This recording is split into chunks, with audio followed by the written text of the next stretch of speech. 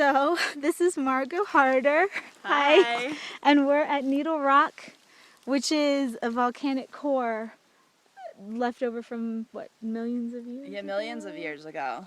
Okay, this is like the lava of the volcano. Yeah, basically this is what's left after compression and composites of the lava forms a plug that just stays. It was kind of a fizzled out volcano. You can imagine this was under thousands of miles, hundreds, probably not thousands, hundreds of miles, maybe tens of miles underneath the surface. And this is just erosion in time. The earth was larger at that point, I'm sure, much larger. And so all of these are the same thing? These are all volcanic in nature. You know, all the mountains in Colorado were formed differently. A lot of them were tectonically, which is, you know, the Great Divide basically is that, the Continental Divide. And these are volcanic though, so these are old. And it makes them very crumbly. As you can see, we have all these rock spires on Saddle and huge fields of rock underneath. And it's pretty much what the entire mountain is made of, are these pieces of it eroding away. It's really shaly and really composite, so it takes a long time, but it happens. And what do we have here? What is this? This is a little spider home, and I just so pulled cool. this. I'll flip it over. A lot of people don't realize that rocks are part of things, and they fit together without really. Well, I might not ever fit that back together, right? There we go. They fit in. They look solid, but oftentimes they're in the process of aging too and breaking apart.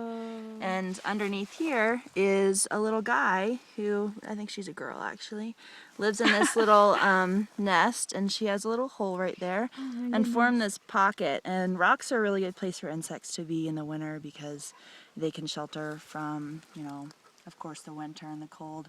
And this will probably exist in here and might make a home closer down to the earth when it gets colder. Maybe she won't survive, maybe she will, but rocks are a good place to start for sure. And a lot of lichen in here too. What about the water? Because this is obviously desert, so we were just talking about how desert. Rocks, I mean, this is how animals survive in the driest climates. And water will sit in rocks for a really long time unless the rock actually absorbs it itself.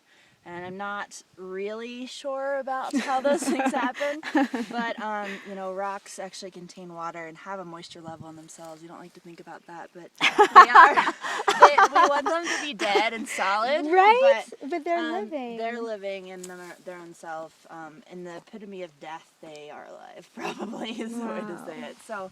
And you know, this right here will be enough water for this surrounding ecosystem and, you know, animals, deer, to the lichens that are around this rock will feed off that water all the way across the rock. So that is so cool. Amazing stuff. Yeah. And water did this too.